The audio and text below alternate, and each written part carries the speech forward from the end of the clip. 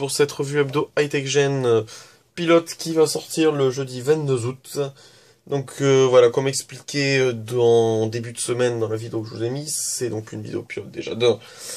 Donc c'est pour tester, donc rien n'est officiel. Donc déjà, comme vous le voyez, il n'y aura pas d'image pour l'instant.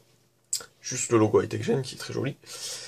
Voilà, donc on va vous décrire 3 articles, pour nous les 3 plus gros articles qui sont parus cette semaine. Donc voilà, on a cherché sur internet, on a regroupé plusieurs articles, et on va vous faire les 3 plus gros en 15 minutes, top chrono. Donc déjà on va parler donc de 3 articles, donc je vais vous les dire maintenant. Que Facebook va tester un service de paiement mobile, qui ressemblera je pense à PayPal. On va parler aussi des ventes de smartphones, on parle beaucoup qui ont dépassé les ventes de téléphones. On va aller plus clair sur les chiffres, parce que... Et on va parler d'Yetis Crossbow, la montre avec l'appareil photo numérique de 41 millions de mégapixels. Donc déjà, on va parler tout d'abord de Facebook qui va tester un service de paiement mobile semblable à PayPal. Alors voilà, on va vous donner plusieurs choses qui vont vous aider. Donc déjà, ça va être... voilà, Facebook a déjà... c'est pas la première chose qu'ils font de commercial, comme vous savez. On pouvait déjà acheter des biens et des services sur ce service social Facebook, comme des verres, des tasses de café, si mes souvenirs sont bons. Et des choses, on pouvait aussi acheter depuis Facebook, depuis iTunes. Facebook, depuis son compte Facebook, on pouvait acheter des choses iTunes. Mais ça, encore une fois, je suis pas très sûr. Enfin, non, si c'est bon, si ce que je dis c'est vrai. Si je m'en souviens très bien maintenant. Donc, ça va être un moyen de paiement mobile. Donc, on peut se référencer à PayPal, sauf que ce sera comme mobile. Voilà, donc le service va être dans un mois. Enfin, il va être testé pendant un mois, bientôt, très bientôt. Voilà, pendant dans un mois, je crois.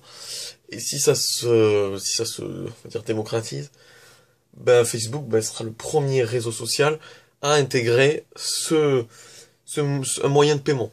Donc c'est une belle, très belle avancée dans le e-commerce pour Facebook contre d'autres réseaux sociaux qui sont en train de mûrir. Alors, question sécurité, parce que beaucoup se demandent. Alors comment ça va marcher? Donc vous rentrerez votre carte dans votre compte Facebook, et après, depuis votre compte Facebook, vous pourrez payer. Après, je n'ai pas énormément de détails sur ça malheureusement. On ne sait pas déjà vraiment combien de temps le test va durer, donc je vous dis un mois, mais je pense que ce sera bien plus. Je sais pas si à chaque fois on vous redemander les cryptogrammes de votre carte, ou les 3 derniers numéros. Parce que c'est bizarre quand même, vous imaginez, on vous pirate votre compte Facebook, on met votre code, fuite, on va s'acheter une télé, hein, ça va super vite. Alors moi, il y a beaucoup de choses, voilà, comme ça ça me semble bizarre un petit peu.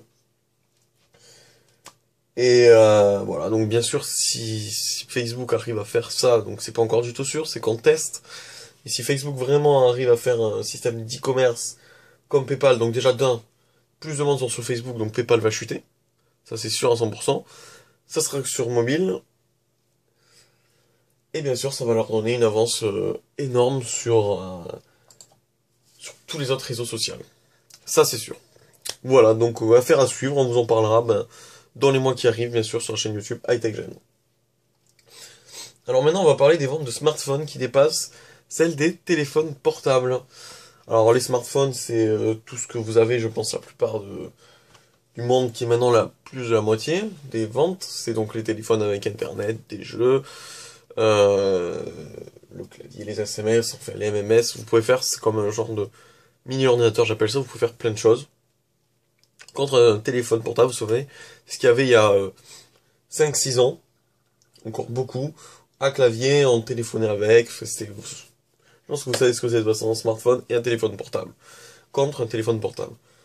Donc il faut savoir qu'un smartphone, c'est un téléphone portable. C'est vrai, c'est un peu bizarre. Donc voilà, donc ça s'est dépassé donc de pas beaucoup. C'est dans le deuxième trimestre de 2013, un total de 435 millions de téléphones confondus ont été vendus. Tous les téléphones, dont 225 millions de smartphones. Ce qui représente une augmentation de 46,5%. Ce qui est énorme. Je ne sais pas ce qui s'est passé cette année, donc c'est sûrement grâce au S4 et au S3 à mon avis. Enfin grâce au S4. Donc ça a bien augmenté, HTC et tout. Moi je sais pas franchement. Et bien sûr, dans l'autre catégorie, il y a une 210 millions de téléphones portables, donc feature phone, on appelle ça vraiment, de feature phone, on va dire, qui ont été vendus, ce qui représente une baisse de 21% comparé à la même période en 2012. Voilà. Donc maintenant, on va faire un point sur les systèmes d'exploitation qui sont assez utilisés. Voilà, donc bien sûr, 79% des téléphones sont équipés du système d'exploitation d'Android. Donc c'est celui qui domine le marché clairement. Bien sûr, comme vous le savez, c'est Samsung le leader, qui a écoulé 71 millions d'appareils au deuxième trimestre 2012. Bien sûr, faut pas... les ventes d'iPhone ont quand même augmenté de 31,9 millions d'unités. Donc c'est pas parce que Samsung augmente que Apple meurt. Apple aussi augmente, mais moins vite que Samsung. Voilà, il faut faire la différence. Donc Apple n'est pas mort. Par contre, voilà, malgré qu'Apple ait augmenté, ils ont quand même vu leur part de marché passer de 18,8% à 14,2%, comparé au même trimestre de l'année dernière, donc l'année 2012 bien sûr. Maintenant, on peut se poser la question que est-ce que les feature phones vont disparaître? Donc je pense pas qu'ils vont disparaître de suite, hein, ça va stagner à mon avis pendant 2-3 ans, puis refaire une grosse chute, je pense vers 2000, je sais pas trop quand, 2016 je dirais. Quand les smartphones vont être dépassés, quand on va commencer à avoir des téléphones à écran plat, ben, tous ces feature phones, ben, ils vont disparaître tout simplement parce que les smartphones vont prendre leur relais, vont être plus vieux que les feature phones, et les écrans pliables et tout vont remplacer les smartphones vu que ce sera les derniers, euh, derniers appareils. Donc, je pense que la mort des feature phones n'est pas pour de suite, mais que il y aura toujours quand même un marché, hein, il va toujours en avoir des créés des feature phones, mais que c'est pas toujours mort parce qu'aussi les feature phones, il y en a beaucoup encore qui les achètent parce que c'est résistant, parce que la batterie dure longtemps. Voilà, c'est deux raisons principales pourquoi j'achèterais un feature phone, moi, maintenant, hein, c'est vraiment pour ça. Voilà, après, ça coûte pas... Il y a des smartphones d'entrée de gamme qui coûtent, qui font bien mieux que les feature phones et qui coûtent presque le même prix. Voilà pour ces feature phones. Et on va finir par la montre Yetis Crossbow, la montre un APN, un appareil photo numérique de 41 millions de mégapixels. Donc comme je disais tout à l'heure, enfin non, je sais pas si je l'ai dit, 41 millions de mégapixels, ça veut rien dire. Dans une montre, voilà, dans des appareils photo, il faut savoir est-ce que le capteur est bon. Voilà, parce que vous allez voir un photographe pro, et vous lui demanderez combien fait de mégapixels c'est un appareil photo. En général, ça ne dépassera pas les 12-13 millions de mégapixels maximum. Quand je dis maximum, c'est vrai ce que je dis, c'est vraiment maximum de chez maximum. Donc on va commencer, voilà. On va la ranger dans la catégorie smartwatch, même si pour moi c'est pas vraiment une smartwatch. Pourquoi? Parce qu'elle n'a pas de système d'exploitation intégré.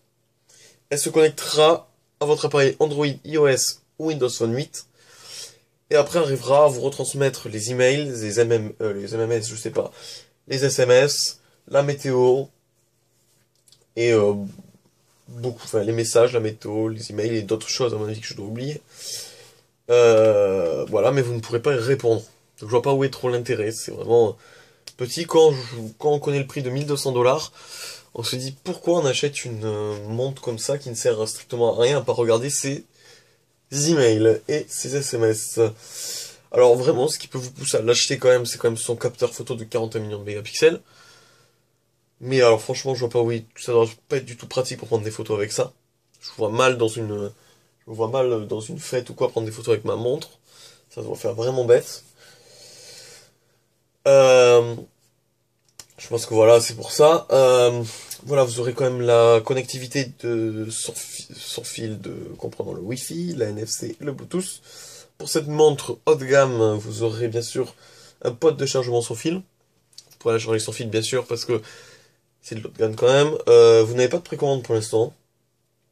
Et on sait que elle sera aux alentours de 1200 $ le prix, donc c'est énorme. 1200 $, ça fait mal, hein. Ça fait mal au porte-monnaie. Alors pour moi, cette montre ne vaut strictement rien, hein. C'est vraiment pas une belle montre. Pourquoi? Parce que vous payez un truc 1200 $ qui vous servira à regarder vos emails et